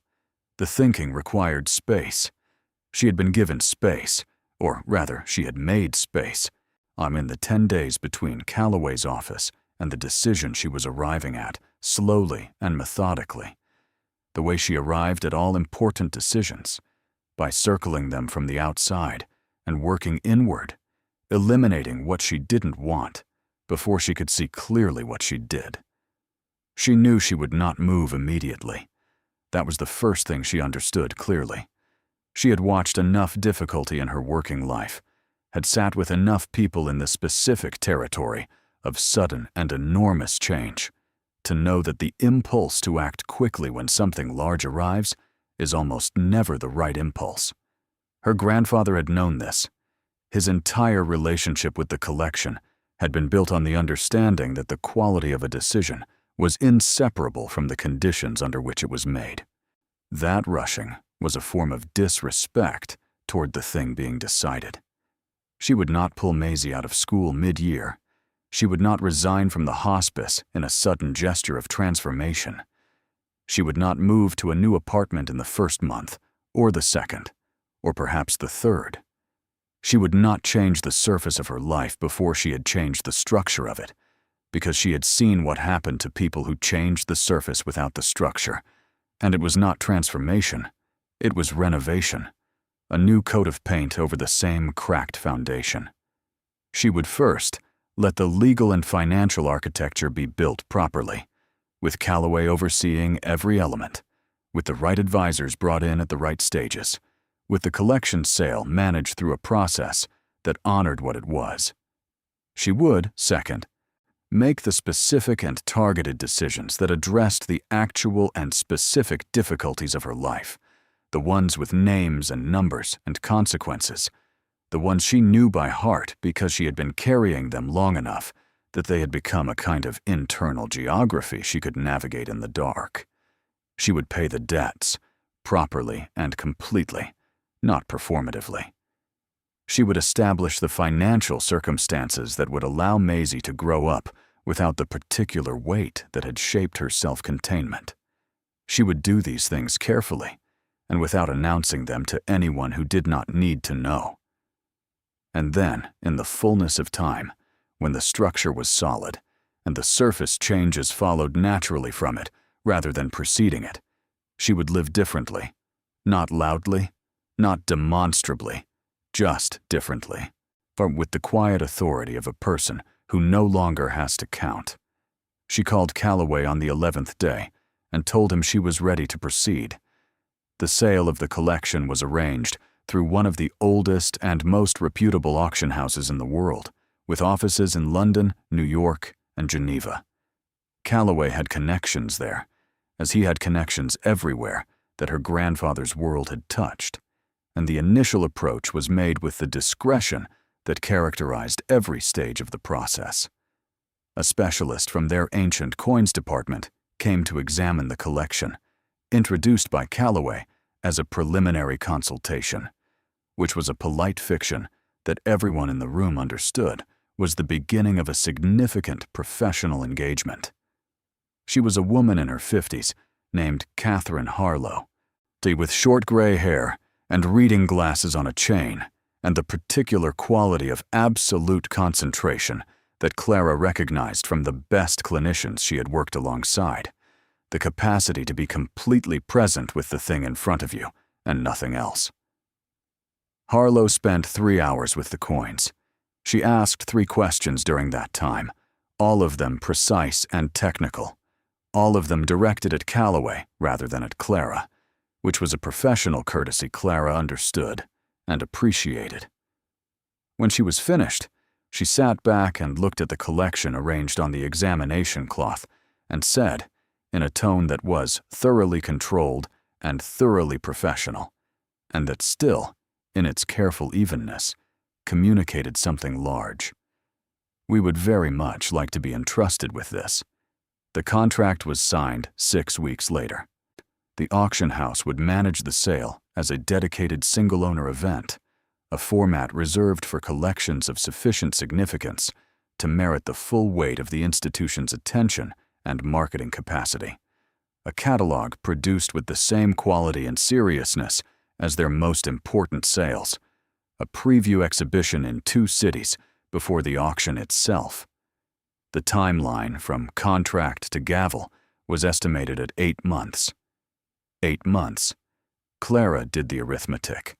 It had been 22 years of arithmetic that didn't work, and now it was 8 months until the arithmetic changed permanently.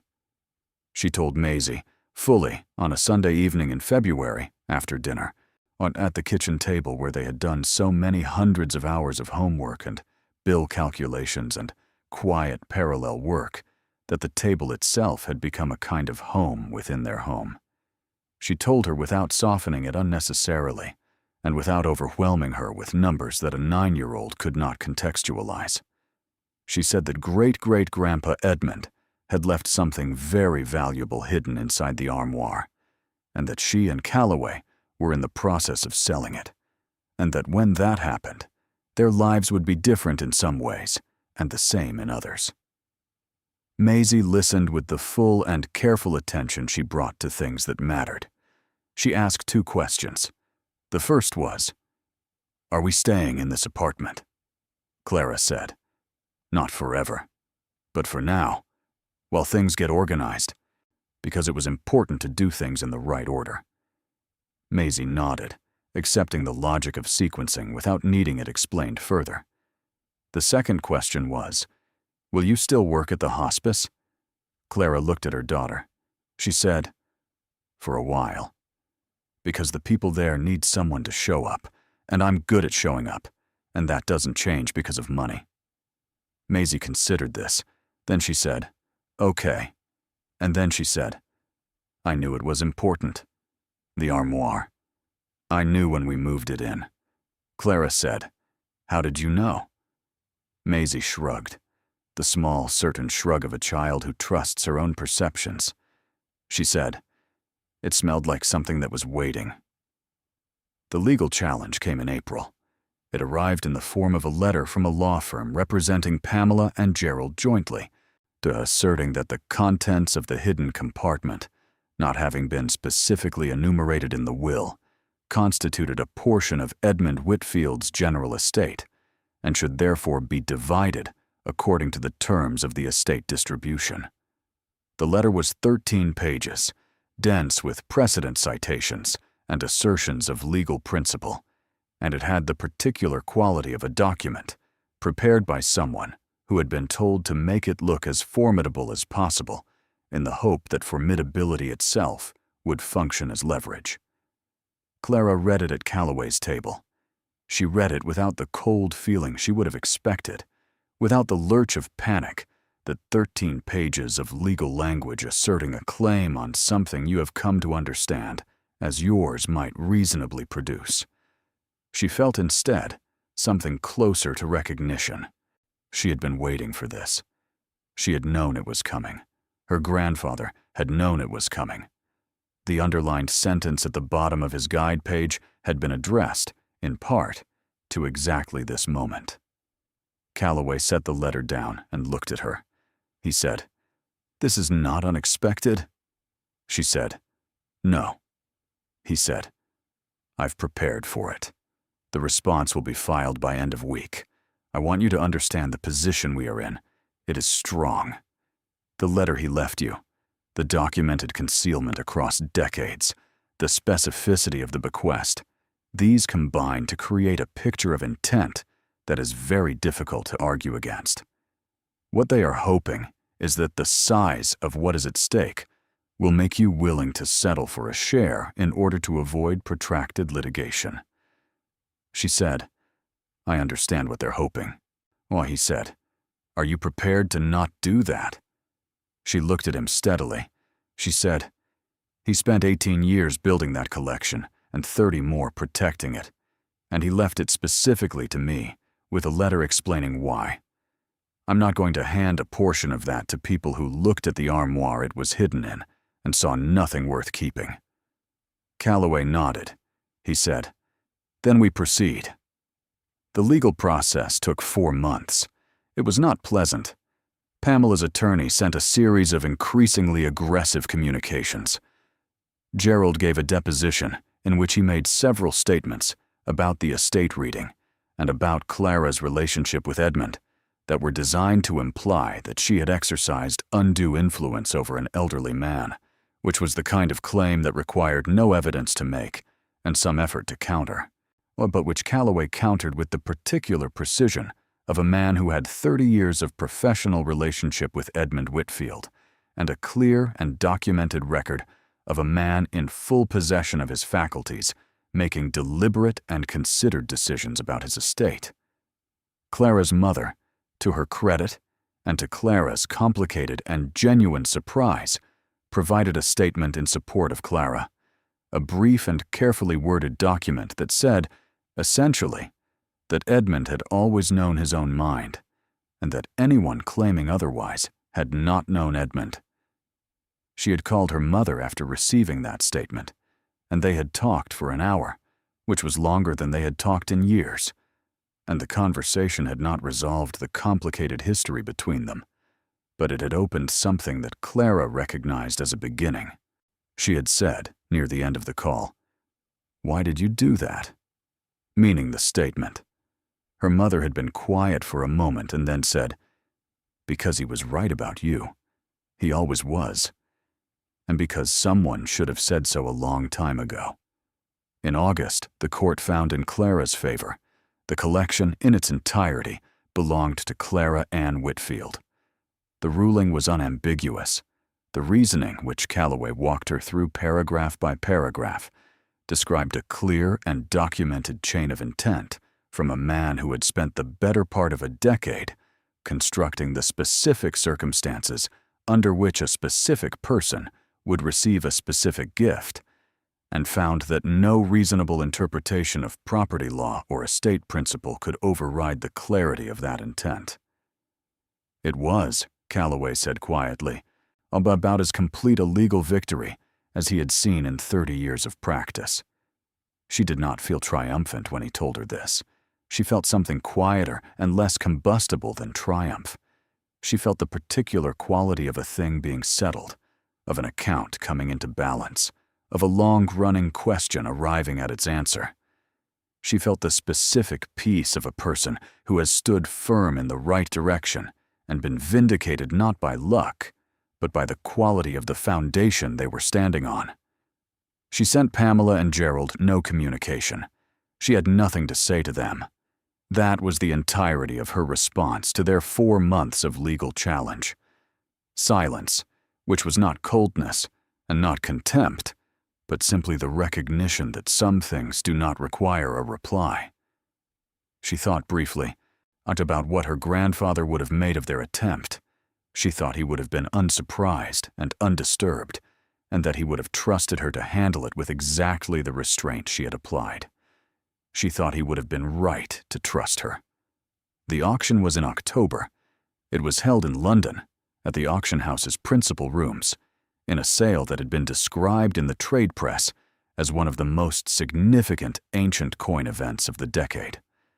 The catalogue, which Clara had received in advance and sat with for an evening, reading the scholarly entries that described each piece with the precise and reverent language of people who understood them fully, had the weight of something permanent, something that would itself become a reference document. Her grandfather's name appeared in the provenance sections throughout, as collector, as steward, as the person who had acquired these objects and held them with the care they deserved across the decades of his life. She flew to London. Calloway went with her. She had not been to London before. She did not spend much time being a tourist. She spent the day before the auction in the auction house's viewing rooms, standing before the display cases where the collection was exhibited, looking at coins she had first seen in a small wooden box, in a closet in her bedroom, in a small apartment, in a city that felt, from this distance, very far away. They looked different under proper lighting, under proper conservation, mounted and described and presented in the way that important objects are presented when the world finally understands what they are. They looked like what they were. They looked, she thought, unlike something that had been waiting for the right moment for a very long time.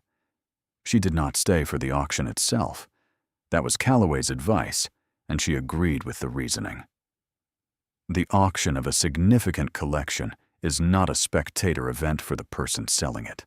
It is a professional process, managed by professionals, and her presence in the room served no purpose except to expose her to an experience that was unlikely to be as neatly emotional as she might hope and might be, depending on the bidding, something closer to controlled chaos. She waited in the hotel with her phone, and Calloway called her after each significant lot, and she sat in a chair by the window of a hotel room in London, watching the city outside, with a quality of attention she had never brought to a city before, because she had never been anywhere with both the time and the freedom of mind to simply look. The bidding was strong from the first lot. The 3 unique coins generated the kind of sustained competition between bidders that the auction house specialists had anticipated, but which, nevertheless, Calloway reported afterward, had produced moments of genuine tension in the room, one of them extending to 17 rounds before the gavel fell.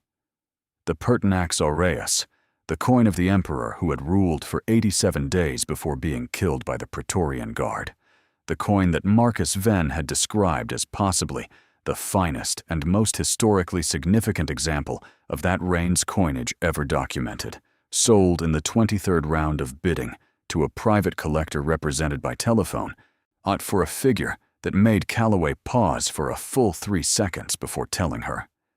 When the final lot closed and the totals were calculated, the collection realized $401 million. She sat in the chair by the window and looked at the London evening outside. It was raining lightly, the kind of fine, persistent rain that makes the city's lights smear across the wet streets in long gold reflections. She sat with the number for a long time. She thought about 38 coins in dark blue velvet. She thought about cedar and cold metal and a false ceiling sliding back on hidden grooves. She thought about a carved rosette that was not a rosette. She thought about patience as a form of intelligence. She thought about a man who had built something across 18 years and protected it across 30 more, and given it to the person he believed could hold what it created. She thought about every notice slipped under every door. She thought about a transmission repair bill that she had done the arithmetic on in the waiting room of a repair shop, moving numbers around in her head, trying to make a configuration that worked. She sat in the chair by the window of a London hotel room, with the rain making gold of the city outside, and $401 million resolved in the accounts managed by the structures that Calloway had built, and she felt, with a completeness that surprised her only in its depth and not in its nature, Exactly what Maisie had recognized on her face weeks before the auction. The look that appeared when the math finally worked. She flew home 2 days later. The next months had a different quality to everything that came before them. Not because the surface of her life changed rapidly or dramatically, it did not, but because the ground beneath the surface had changed, and the way things sat on that ground was different as a result. She finished her lease in the small apartment and moved at its natural conclusion, without drama, into a house that she had found with the same practical attention she brought to all decisions, located in a neighborhood she had always quietly admired for its mature trees and its good school, and its proximity to the park where she and Maisie sometimes walked on weekend mornings when they had the time and the energy, which they now more often had. The house was not enormous. It was proportionate. It had a study where she intended to read the books she had always meant to read, a kitchen large enough to cook in without the specific spatial anxiety of the apartment kitchen, a yard with a magnolia tree whose blooming, she was told by the previous owners, was something to witness in April. She established a foundation. This was not an impulsive decision, but one she had been moving toward since the 10 days she had spent thinking in the apartment before calling Calloway to say she was ready. She had gone back and forth about it only in the specifics, never in the premise. She knew with the kind of certainty that does not require argument that some portion of what she had received needed to move back into the world in a direction she could see and touch and be accountable for, not through distance and quarterly reports, but through proximity, through the specific and practical application of resources to difficulties she understood from the inside. She named it, after some consideration, in her grandfather's name, the Edmund Whitfield Foundation, with a mandate focused on financial education and stability resources for single-parent households. She had spent enough years in that specific circumstance to understand its specific architecture of difficulty, the precise and particular ways in which the arithmetic failed and kept failing, the compounding disadvantages of being always slightly below the number the situation required. She had sat at enough kitchen tables, at enough late hours moving numbers around in enough configurations that she knew what the failure point looked like, and what it felt like, and what the person sitting at that table needed that they could not articulate because they were too tired and too close to it to see the shape of what was missing. She did not approach the foundation's work with the missionary certainty of someone who had not lived it. She approached it with the specific and practical knowledge of someone who had, and who understood that what most people in that situation needed was not charity in the patronizing sense, but access. Access to information, to financial literacy, to the kind of professional guidance that people with resources took for granted, and people without them could not reach. A good accountant, a knowledgeable attorney, someone who could sit across a kitchen table and explain in plain language the difference between the decisions that would help and the decisions that would hurt, at the moment when that difference was most difficult to see clearly and most consequential to get right. She hired an executive director in January, a woman named Judith, who had spent 15 years running a financial literacy program in a school district that covered 4 counties, and who had, in Calloway's assessment, both the operational competence and the personal commitment the work required. The foundation's first cohort of participants would begin in the spring. Maisie started the new school year at the school in the new neighborhood. She made friends, tentatively and carefully, in the way she did most things, testing the ground before committing to it. Her teacher's report at the end of the first semester said, among other things, that Maisie was still precise, still perceptive, still self-contained in certain ways, but that something in her had opened slightly, a quality the teacher described as willingness, the sense of a child who had decided the world was probably safe enough to lean into a little. Clara read that report at the desk in the study she had imagined during the 10 days in the apartment, sitting under the lamp she had chosen for it, the room smelling faintly of the bookshelves she had spent a Saturday filling. She read it twice and set it down and sat with it for a while, in the particular way she sat with things that mattered. She went to visit her grandfather's grave in November, on the 1-year anniversary of the estate reading, which was close to the first cold day of that autumn, the kind of day when the sky is the specific clear gray of pewter and the fallen leaves have dried to a crisp that crunches satisfyingly underfoot, and the air carries the smell of the earth going into its seasonal rest. She brought no flowers. She sat on the bench near the grave and talked to him, which was not something she had done before, because she had always understood their communication to happen in other registers, across kitchen tables and inside old furniture, and through the careful language of letters written in advance of their need. But she talked to him anyway, quietly and without feeling self-conscious, in the way you talk to someone you know well enough not to need to perform for. She told him about the auction. She told him the number. She told him about Calloway, who had been exactly what he had told her he would be. She told him about Maisie and the teacher's report, and the word willingness. She told him about the foundation, and she described its mandate, and she said that she had named it for him because it was built from what he had built, and she wanted that connection to be explicit, wanted the lineage of it to be visible, wanted it to be understood that what the foundation was doing in the world had its origins in the patience and precision of a man who had spent decades building something he would never fully explain because he believed the understanding was worth more when it arrived on its own terms. She was quiet for a moment after saying all that. Then she said, "I've been thinking about what you told me. So about giving people what they need when they're ready for it, rather than when they need it. I think you were right. I think if you had given it to me earlier, any of it, in any form, I would have used it to survive the immediate thing, and I would have been grateful, and it would have been gone. And I wouldn't be here. I wouldn't be this. I think you knew that. I think you watched me long enough to know when I had become someone who could hold it. I think that's the most important thing anyone has ever done for me. Knowing when to give something and knowing when to wait."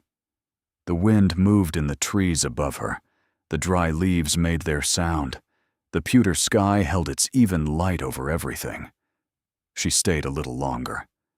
Then she stood and brushed the bench off her coat and walked back through the cemetery to her car and drove home through the clear, cold afternoon to the house with the magnolia tree in the yard and the study full of books and the kitchen large enough to breathe in, where Maisie was doing homework at the table, and looked up when Clara came in and said, "Did you eat?"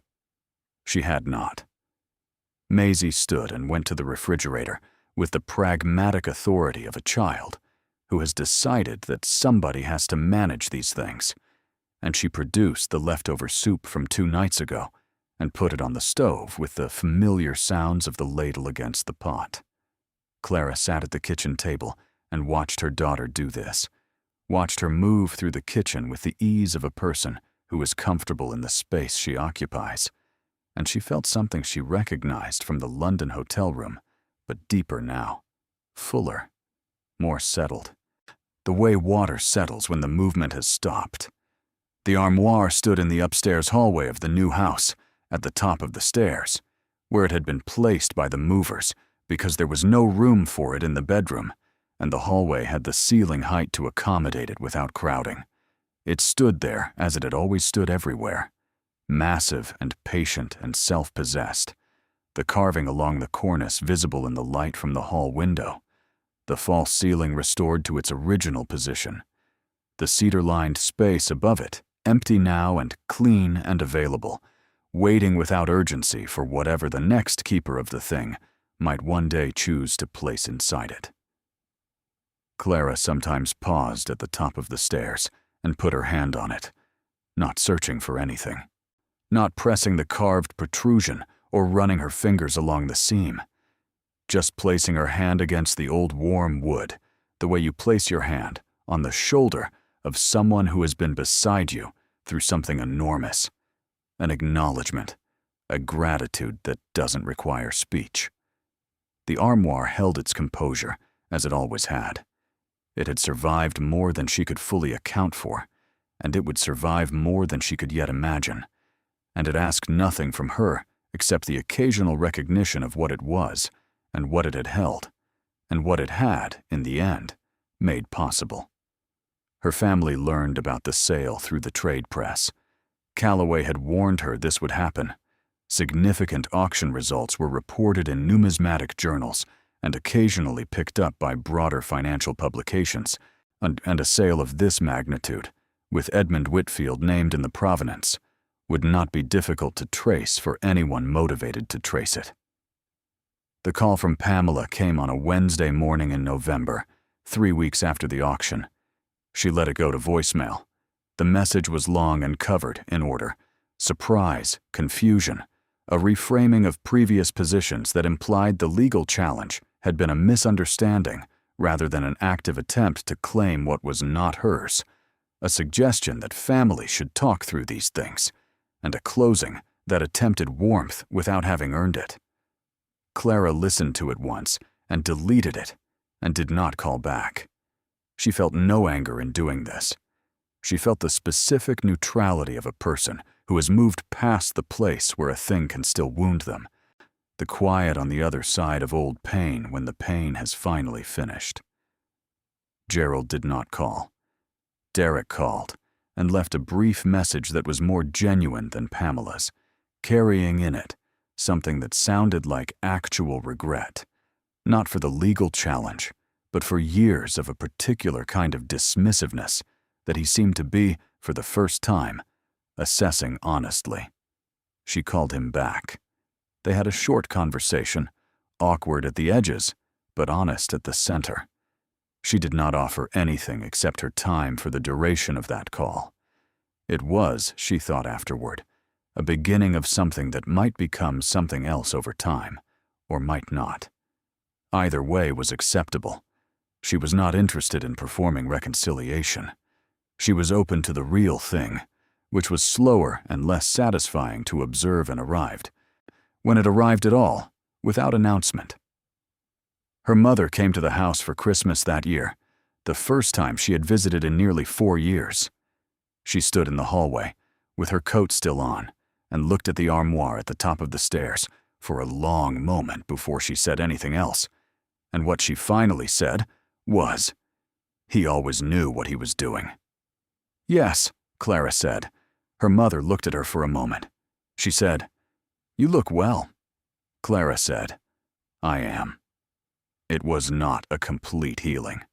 It was not the tidy resolution of a complicated relationship that had carried 30 years of weight and history, and the specific friction of two people who loved each other in ways that did not always translate smoothly into the language the other could receive.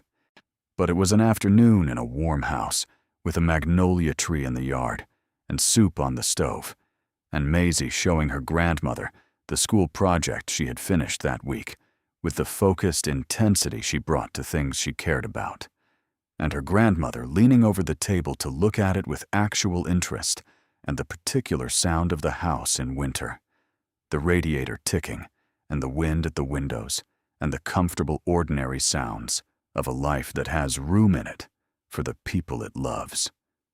Clara stood in the kitchen doorway and watched this, and did not try to name what she felt, because some things lose something in the naming. Some things are better held intact, and without the reduction of language, in the full and complicated and specific weight of what they actually are. She thought about the first time she had stood in front of the armoire as a child, in her grandfather's bedroom, running her hands along the hanging rod and feeling the deep cool of the interior against her face. She had been 8 years old, younger than Maisie was now, and she had not understood what she was touching or how long it had been waiting. Her grandfather had found her afterward and sat beside her and said that some things were better understood slowly.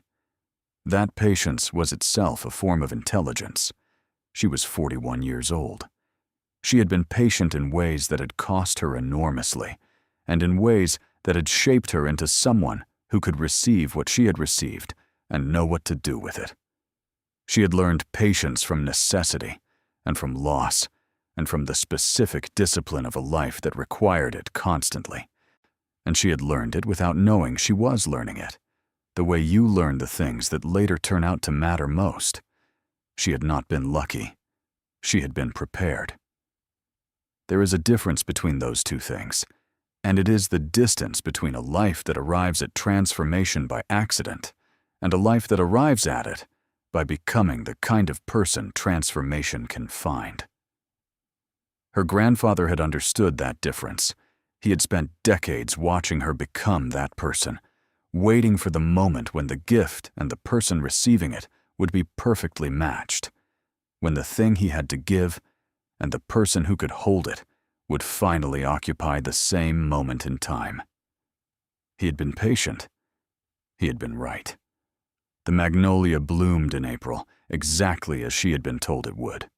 She stood in the yard on a Saturday morning with her coffee and looked at it, the extravagant and temporary and absolutely serious business of it, the way it opened all at once without apology, as though it had been holding that particular beauty in reserve for exactly as long as the season required, and not one moment longer.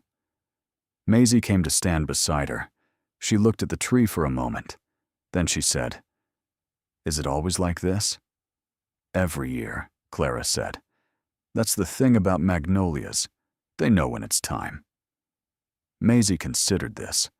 Then she nodded, with the small, certain nod of someone filing away information that will be useful later. She took a sip of her hot chocolate. They stood together in the morning yard under the open sky, the two of them and the blooming tree, and everything that had brought them here, patient and present, and finally, fully, home. Thank you so much for watching until the end. If you loved this story, check out the other videos on your screen now. I think you'll really enjoy them, and don't forget to subscribe if you haven't already.